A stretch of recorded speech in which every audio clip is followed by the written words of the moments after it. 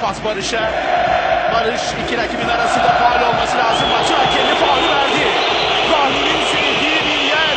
Bilirsek oyun rahatlayacaktır, çabuk çözülecektir. 3. dakika. Rahmi bıraktı. Barış vurdu. Kaleciden döndü top. İşte az önceki şutumuz. Kaleci. Her zaman direkt serbest vuruşla cezalandırılıyor. Şu kontrata dikkat etmeniz lazım. 3'e 2 yakalandık. Sol kanat bir boşluk. Selim Karadağ topu uzaklaştırdı. Önce yaşadık. Michael Masters pas. Selim Karadağ şu ana kadar. Ne günü vardı. Yorgunluklar da zaten hafif hafif belli oluyor. Selim uzaklaştırıyor Selim. Telli.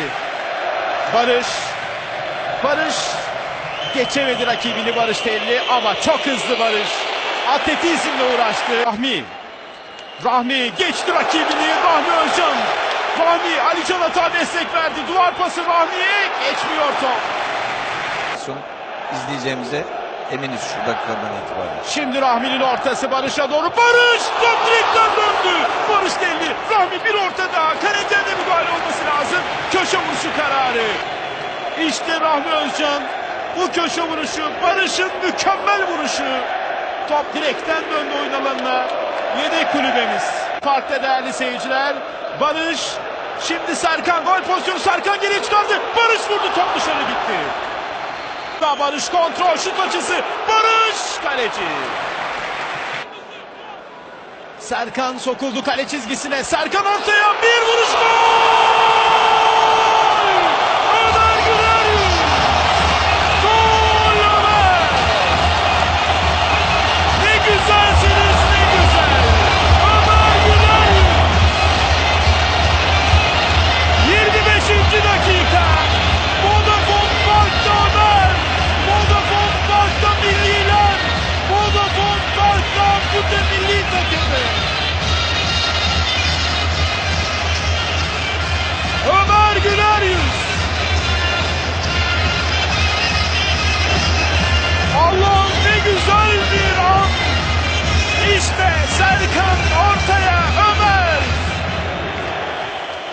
Diğer yayınlarımızda da Ömer'in çok istisna Üzere Türkiye 1-0 önde. Trageskis sol kanat. Selim çıktı Selim Karadağ. Sol etti Rahmi Özcan. Topuk pası mükemmel. Fatih gitti. Fatih geçemedi kaleciyi. Berneke. ampute futbolun ismi buradan gelmekte. Şimdi bir orta. Berneke.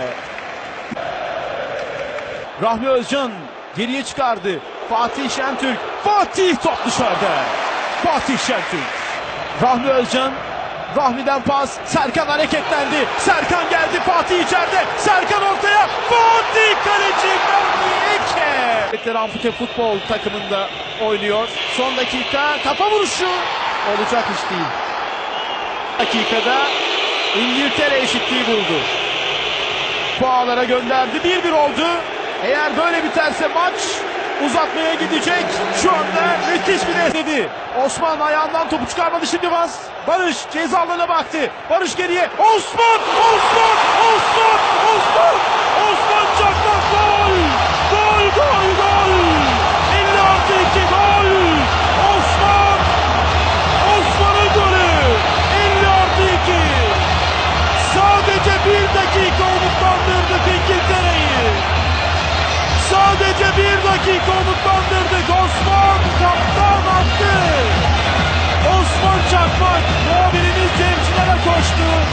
Osman Çakmak. Osman gol atıyor. Allah'ım ne güzel bir atmosfer. Osman Metin Şentürk tribünde golü kutluyor. Metin Şentürk de bugün tribüne gelmiş.